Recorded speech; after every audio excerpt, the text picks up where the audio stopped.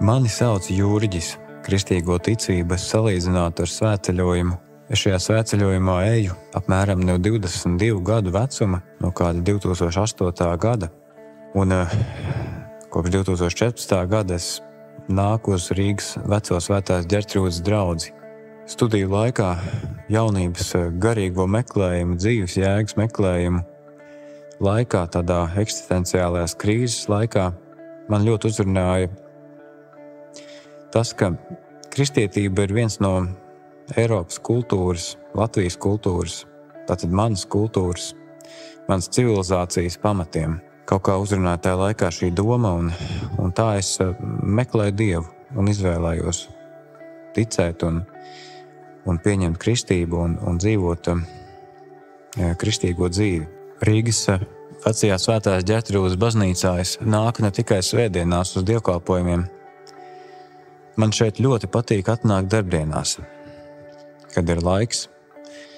Dienas vidū, it īpaši tagad vasarā, tik skaisti spīd saule pa logiem un vitrāžām. Te ir tāds klusums, kurā es varu būt lūkšanā un uzticēt Dievam to, kas ikdienā ir kā izaicinājums. Covid-19 pandēmijas laikā es atceros, bija kāda svētdiena, kad es pirms dievkalpojuma zvanīju zvanu. Toreiz bija tā dēvētais lockdowns, draudzē bija jāsako dievkalpojumam no mājām, video translācijā. Es augšā turnī zvanīju, un tad es, kad sākās dievkalpojums, ieslēdzu turpat augšā turnī arī video tiešraidi no dievkalpojuma. Tajā laikā tā bija kā liecība tam, ka Dievs ir ļoti tuvu, arī lielajā pārbaudījumā un grūtībās. Ļoti īpaši arī ir bijis tas, ka varēja kalpot, zvanīt baznīcas zvanu 12. dienā, tad, kad bija sācies Krievijas visaptvarošais iebrukums Ukrainā. Un tad nāca iniciatīva, ka baznīcas draudzes ir aicināts zvanīt zvanu 12. kā lūkšana par Ukrainu. Es to turpināju kādu laiku, otrdienās, un centos arī citās darbdienās, kad varēju tikt, un nebija mainījies darbs vēl. Šovakar es vēlos dalīties ar man ļoti mīļiem psalma vārdiem no 37. psalma. Ceri uz to kungu un dari labu, paliec savā zemē un dzīvo ar godu.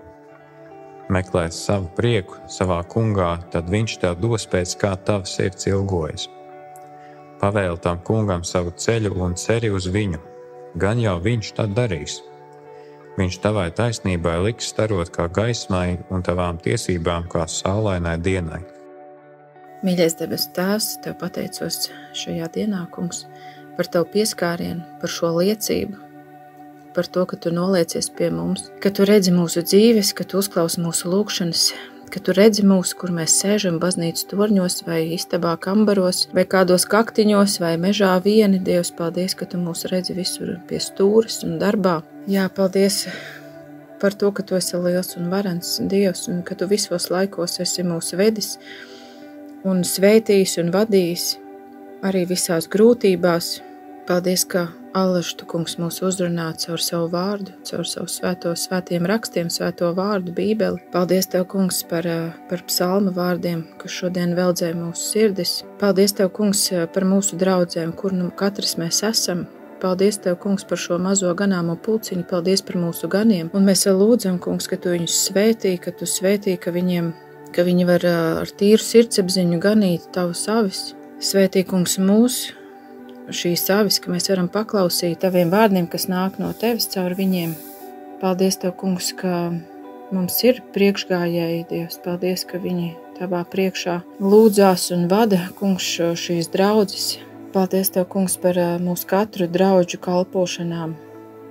Paldies tev, kungs, jā, arī par šiem zvaniķiem, un svētī, kungs, ka visās baznīcās, kur zvanus, kungs, ka tas cilvēkiem atgādina par tevi, ka ir debesu valstība un ka reiz tu nāksi atkal.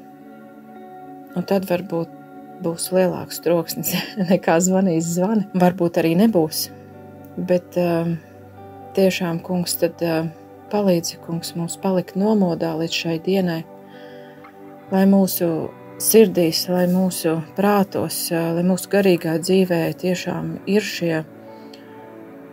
šie nomodā palikšanas zvani, kas atgādina palikt nomodā, palikt tevī, staigāt garā. Tāpēc šodien kopā ar visiem klausītājiem es lūdzos par savas draudzes šīm kalpošanām, dažāda veida kalpošanām, visām šīm aktivitātēm, kas palīdz aizsniegt, kungs, līdzcilvēkus, kas stiprina tavus bērnus, kristiešus, kas nes evaņģēliju labo vēsti ārpusē citiem, kuri tev vēl nepazīst, kas kalpo tiem, kuriem ir grūti.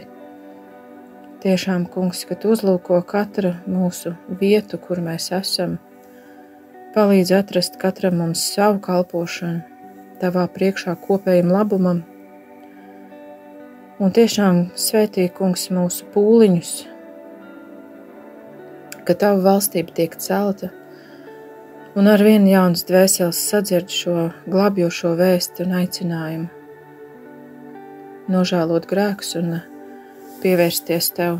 Un kopā ar visiem klausītājiem visas savas pateiktās un nepateiktās lūkšanas es ielieku tajā lūkšanā, ko pats kungs Jēzus mums ir mācījis. Mūsu Tēvs debesīs, svētīts lai top tavs vārds, lai nāk tava valstība, tavs prāts, lai notiek kā debesīs, tā arī virs zemes. Mūsu dienascho maizi dodi mums šodien, un piedod mums mūsu parādus, kā arī mēs piedodam saviem parādniekiem, un neieved mūsu kārdināšanā, bet atpestī mūs no ļauna, jo tev pieder valstība, spēks un gods, mūžīgi mūžos. Āmen.